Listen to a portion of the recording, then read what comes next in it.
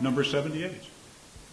So oft have I invoked thee for my muse, and found such fair assistance in my verse, as every alien pen hath got my use, and under thee their poesy disperse.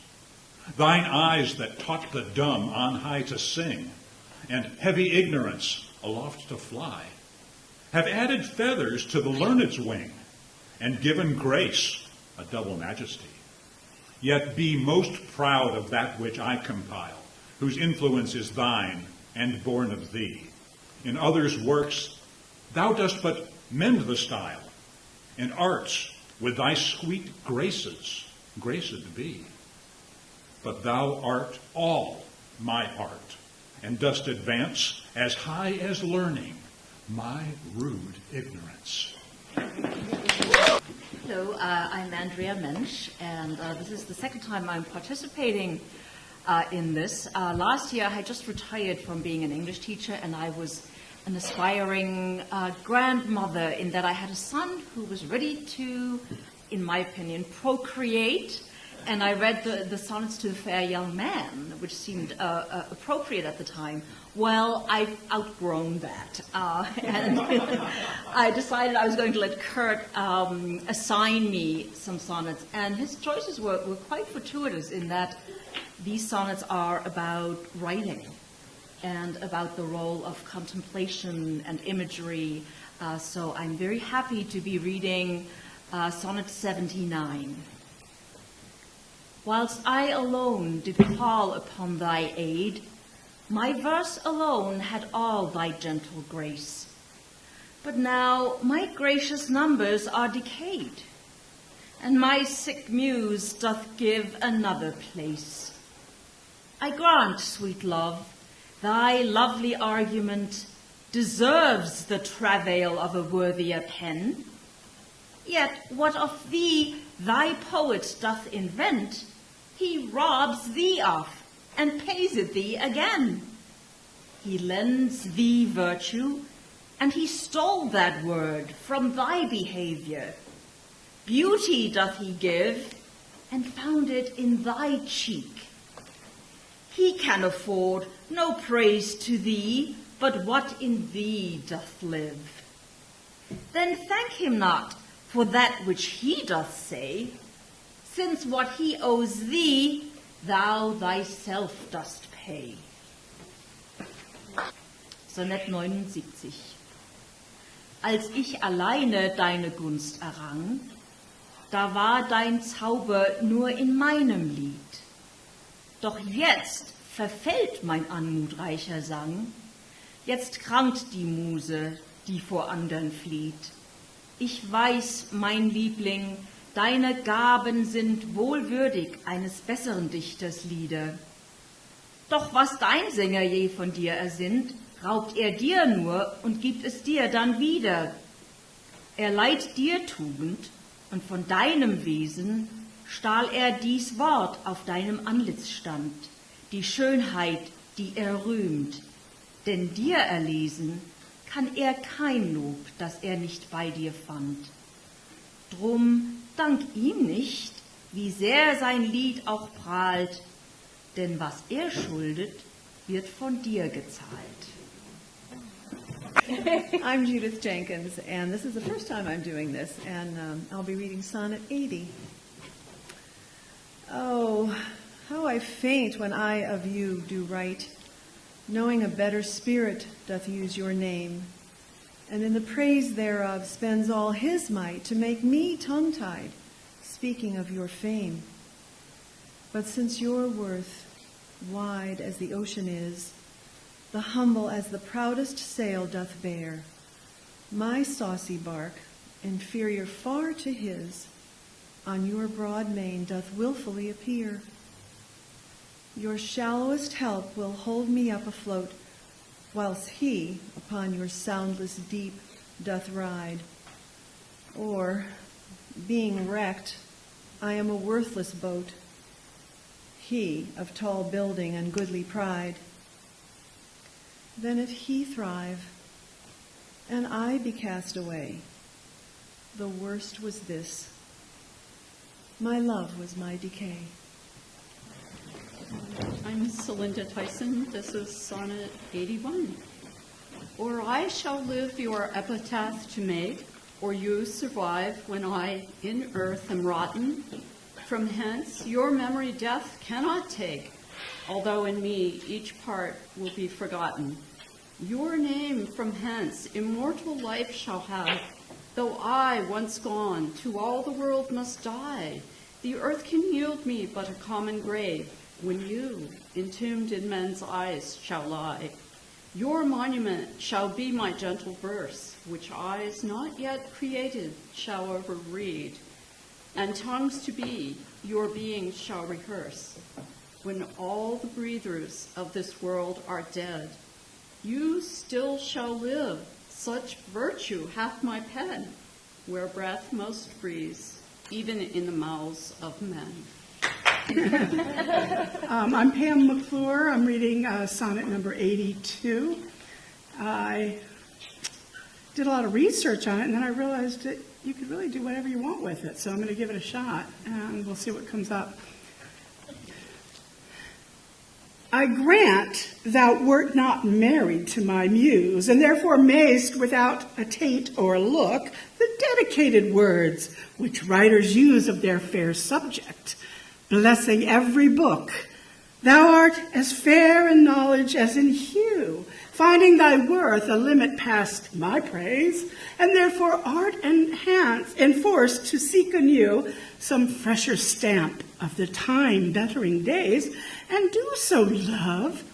Yet when they have devised what strain touches rhetoric can lend, thou truly fair wert truly sympathized in true plain words by thy true telling friend, and their gross painting might be better used where cheeks need blood. In thee it is abused. My name's Grant Young, and 37 years ago, I was a junior at the University of Iowa and an English major, and I took a chance and decided to recite a sonnet to a girl. She did not run away and remains my wife to this day. So, I knew that. So, let me take a chance again and recite sonnet number 83. I never saw that you did painting need, and therefore to your fair no painting set. I found, or thought I found, you did exceed the barren tender of a poet's debt. And therefore have I slept in your report, that you yourself, being extant, well might show how far a modern quill doth come too short. Speaking of worth, what worth in you doth grow? The silence for my sin you did impute, which shall be most my glory, being dumb. For I impair not beauty being mute, when others would give life and bring a tomb. There lives more life in one of your fair eyes than both your poets can in praise devise. Hello, I'm Mike Fox. I'll be reading sonnet number 84. Who is it that says most which can say more than this rich praise, that you alone are you? In whose confined and moored is the store which should example where your equal grew? Lean penury within that pen doth dwell, that to his subject lends not some small glory, but he that writes of you, if he can tell that you are you, so dignifies his story. Let him but copy what in you is writ, not making worse what nature made so clear, and such a counterpart shall fame his wit, making his style admired everywhere. You to your beauteous blessings add a curse, being fond on praise, which make your praises worse. Thank you. Good evening, everybody. My name is Seema Kukreja, and I would like to dedicate this sonnet, not this particular sonnet, but whatever I'm going to be doing tonight, to my dad, because of whom I actually started understanding Shakespeare. I still don't understand everything what he said, but I try to. I used to be so terrified reciting Shakespeare. I don't know why. I just would mix up my Indian, British, and American accents all together, and I would get really terrified, and my dad came to my rescue. So thank you so much, Dustin and Kurt, for reigniting my memories with my dad. So Dad, this is for you. He's up in heaven watching me.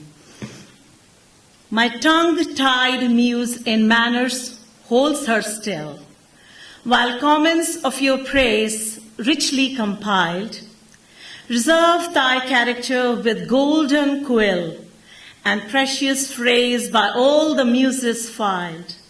I think good thoughts, whilst others write good words, and like unlettered clerks still cry Amen. To every hymn that able spirit affords, in polished form of well-refined pen. Hearing you praised, I say, 'tis so, 'tis true, and to the most of praise add something more. But that is in my thought, whose love to you, though words come hindmost, holds his rank before.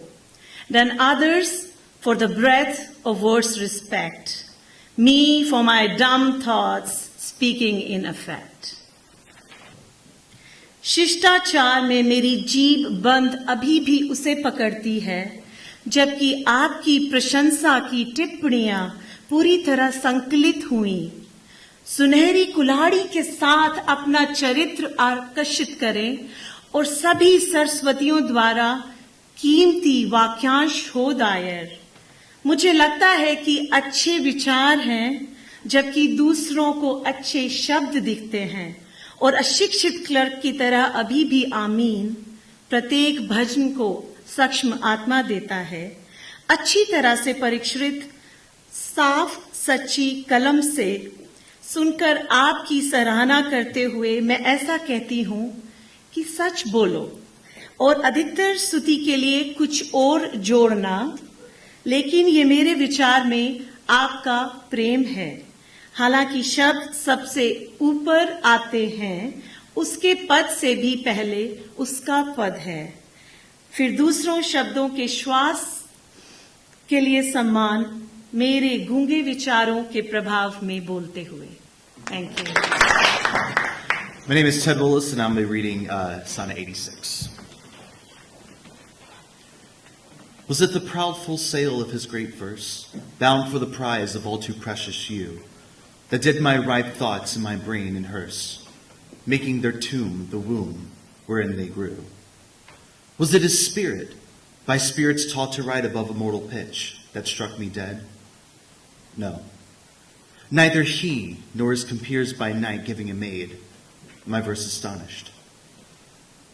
He, nor that affable familiar ghost which nightly gulls him with intelligence, as victors of my silence cannot boast.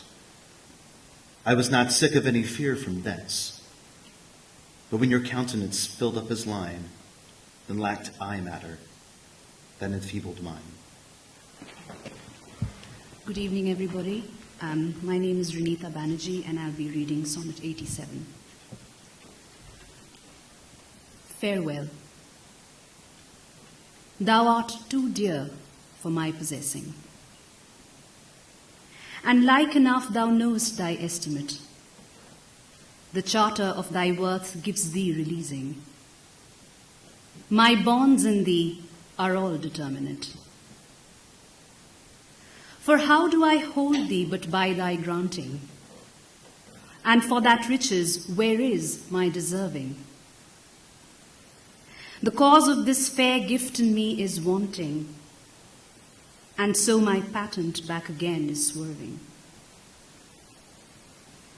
Thyself thou gavest, thy own worth then not knowing, or me to whom thou gavest it else mistaking. So thy great gift, upon misprision growing, comes home again on better judgment making. Thus have I had thee as a dream doth flatter. In sleep, a king, but waking, no such matter. Sonnet 88. Sonnet 89. When thou shalt be disposed to set me light, and place my merit in the eye of scorn, upon thy side, against myself, I'll fight. Prove thee virtuous, as thou art forsworn. Say that thou didst forsake me for some fault, and I will comment upon that offense. Speak my blameless, and I straight will halt against thy reasons, making no defense. With mine own weakness being best acquainted, upon thy part I can set down a story of faults concealed, wherein I am attainted, that thou, in losing me, shalt win much glory. Thou canst not, love, disgrace me half so ill, to set a form upon desired change, as I'll myself disgrace, knowing thy will. I will acquaintance strangle and look strange. And by this, I will be a gainer too, for bending all my loving thoughts on thee, the injuries that I do myself.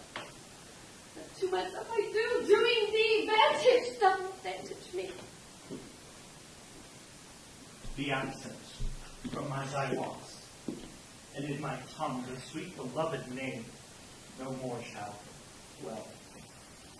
Lest I too much profane should do it wrong, and happily of our old acquaintance tell. Such is my love, to thee I so belong.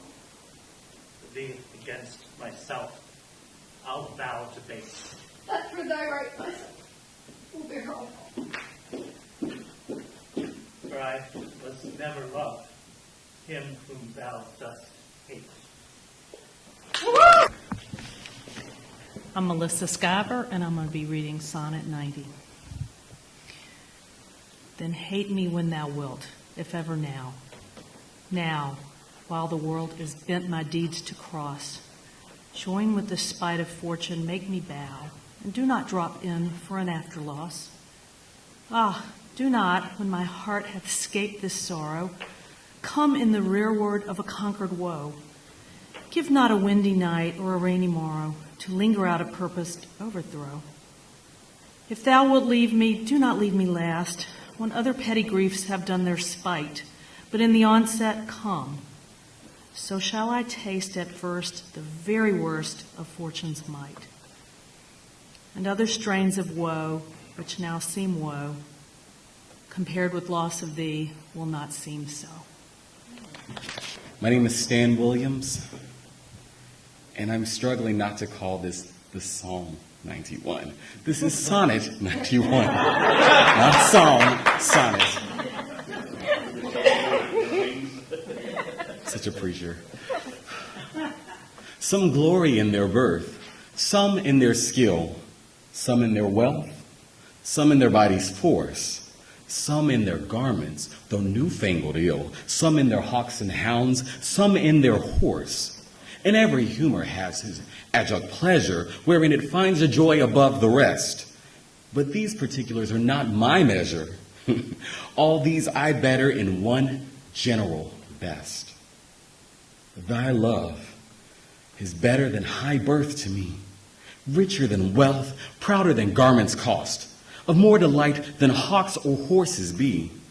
And having thee, of all men's pride I boast, wretched in this alone, that thou mayest take all this away, and me most wretched make. Hi, my name is Lucy, and I'll be reading Sonnet 92.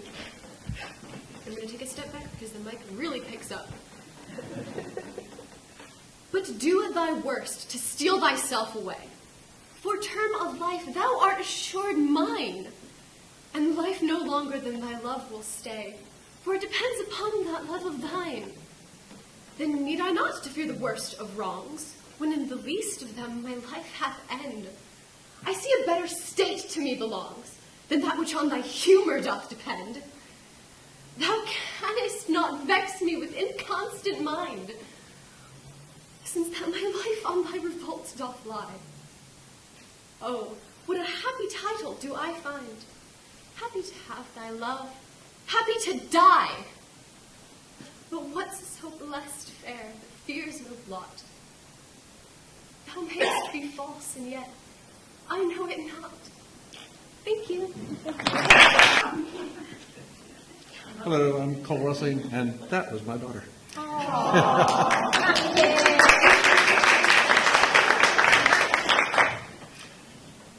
What was your number? 92. I guess I'm reading 93.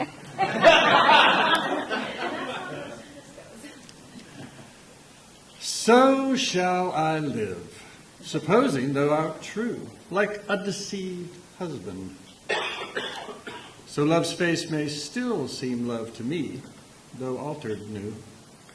Thy looks with me, thy heart in other place, for there can live no hatred in thine eye.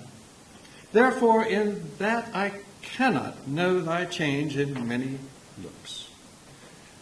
The false heart's history is writ in moods and frowns and wrinkles strange, but heaven in thy creation did decree that in thy face sweet love should ever dwell.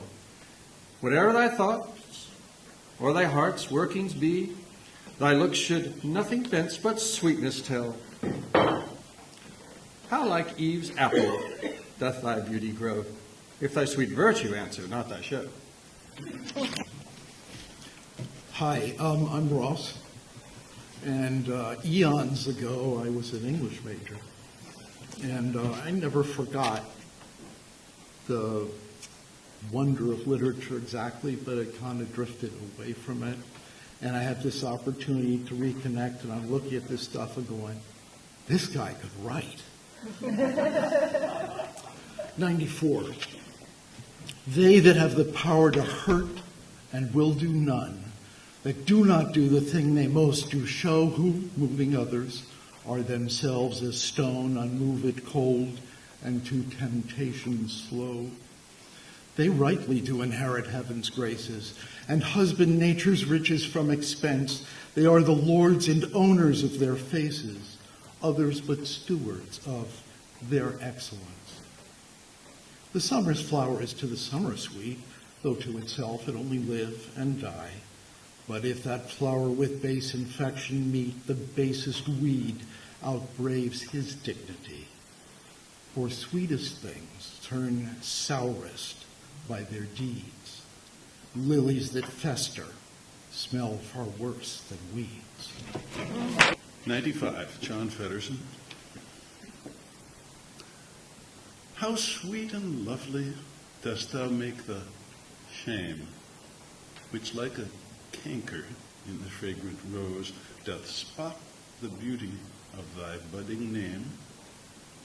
Oh, in what sweets dost thou thy sins enclose, that tongue that tells the story of thy days, making lascivious comments on thy sport, cannot dispraise but in a kind of praise, naming thy name blesses an ill report.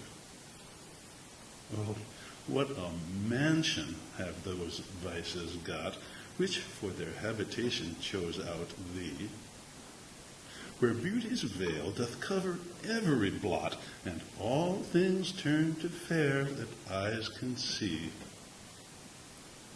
Take heed, dear heart, of this large privilege. The hardest knife, ill used, doth lose its edge. My name is John Paul Middlesworth, and I'm reading sonnet number 96. Some say thy fault is youth, some wantonness. Some say thy grace is youth and gentle sport. Both grace and faults are loved of more or less. Thou makest false graces to that to thee resort. As on the finger of a throned queen, the basest jewel will be well esteemed, so are those errors that in thee are seen to truths translated, and for true things deemed. How many lambs might the stern wolf betray, if like a lamb he could his looks translate? How many gazers might thou lead away, if thou wouldst use the strength of all thy state? But do not so. I love thee in such sort, as thou being mine, mine is thy good report. And now, even though I don't speak German, I'm going to try to. Bald heißt's, dein Fell sei Jugend, loses Handeln. Bald heißt's, dein Wert sei Jugend, freies Spiel. Weil du den Fell vermagst, den Wert zu wandeln, bei Jung und Alt, so well wie Wert gefiel. Wie klein ist Kleinheit an der Fürstin Hand, dank ihrer Schönheit noch als Schmuck gepriesen, so bleibt an dir Mangel unerkannt und Falsches scheint als echter Wert bewiesen. Viele Lämmer wird ein Wolf verzehren, woll sich wirklich in ein Schaf verkleiden. Wie viele Wehrer könnten sich nicht wehren? Wie wärtest du, an der sich satt zu weiden? Tu's nicht, getreu der Liebe, die er schuf, dicht und zum Bund betreu ich deinen Ruf. I'm Carolyn Currie, and I'm reading Sonnet 97. It's exceptionally gloomy. How like a winter hath my absence been from thee, pleasure of the fleeting year. What freezings have I felt, what dark days seen, what old December's bareness everywhere. And yet, this time removed was summer's time, the teeming autumn big with rich increase, bearing the wanton burden of the prime like widowed lambs after the Lord's decease. Yet this abundant issue seemed to me but hope of orphans and unfathered fruit. For summer and his pleasures wait on thee, and thou away the very birds are mute. Or if they sing, 'tis with so dull a cheer that leaves look pale, dreading the winter's near. Hello, I'm Kimberly Corrigan, and this is number 98.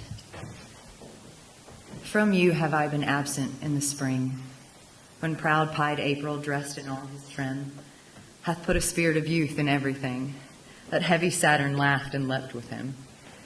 Yet nor the lays of birds, nor the sweet smell of different flowers in odor and in hue, could make me any summer's story tell, or from their proud lap pluck them from where they grew. Nor did I wonder at the lilies white, nor praise the deep vermilion in the rose. They were but sweet, but figures of delight, drawn after you, you pattern of all those. Yet seemed it winter still, and you away, as with your shadow I with these did play. Hello, I'm Shay Hargett Hill, and I'm reading 99. The forward violet, thus did I shine. Sweet thief, whence didst thou steal thy sweet that smells?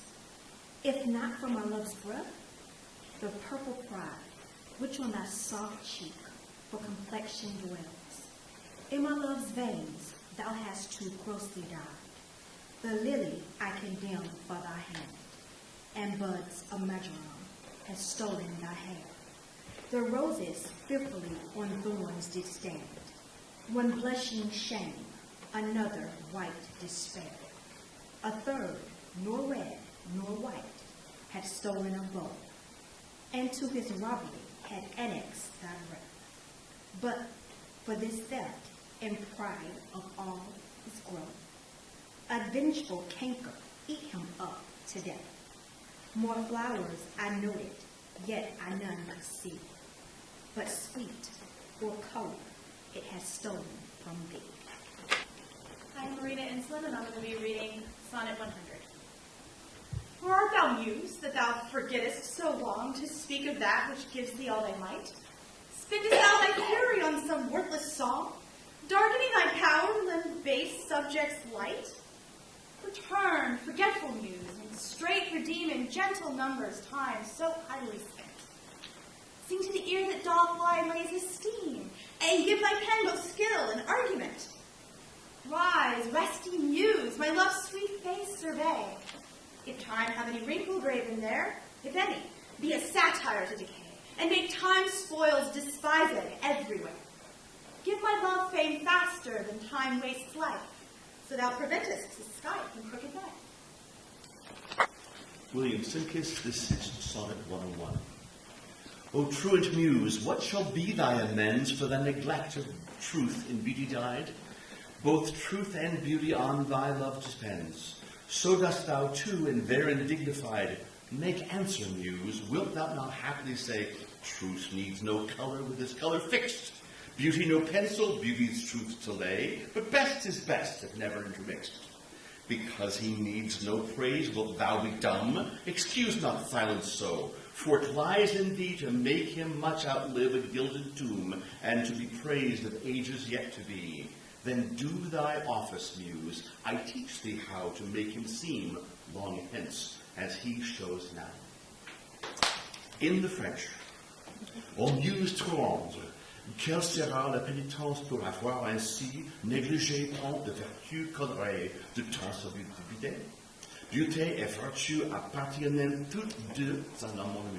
Toi, tu lui appartiens aussi, et c'est que si t'en obéis.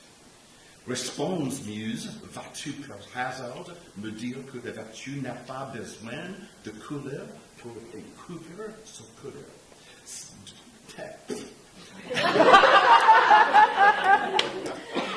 French is nasty in the morning, French is hard in the evening. Ni la beauté de penser pour manifester sa réalité, mais que la perfection pour être la perfection doit toujours être sans mélange.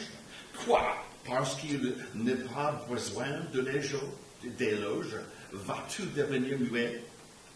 Ne donne pas ce prétexte à ton silence, car il ne tient qu'à toi de faire vivre mon ami au-delà d'une tombe d'Orsay et de la faire louer par le siècle futur. Allons, muse, à l'œuvre. Je vais t'apprendre et la faire voir à l'avenir tel qu'il apparaît aujourd'hui. I'll try to be brief, but I do have to explain briefly because I am trying to perform 2 sonnets simultaneously. When I had the opportunity to take on a second sonnet, I was glad to be able to snag something from the Fair Youth sequence. That brief passage at the end where he has a set of poems where the poet becomes obsessed with his inability to write, with the silence that is taking over this sequence. And to me, it seemed haunted by the closet, with which so many are familiar, and the ignorance and violence that are still a danger to many today. But I also have to dedicate tonight's performance to my first love, to the Beatrice, to my high school Benedict, to whom I can't dedicate this sonnet in person because she passed away this weekend. And so, as I've learned from both of them, I just want to say that this is a pretty conceit, this is a well-made argument, and this is a damned lie. My love is strengthened, though more weak and seeming. I love not less, though less the show appear. That love is merchandised, whose rich esteeming the owner's tongue doth publish everywhere. Our love was new, and then, but in the spring, when I was wont to greet it with my lays, as Philomel in summer's front doth sing, and stops her pipe in growth of riper days. Not that the summer is less pleasant now, than when her mournful hymns did hush the night, but that wild music burthens every bough, and sweets grown common lose their dear delight. Therefore, like her, I sometimes hold my tongue, because I would not dull you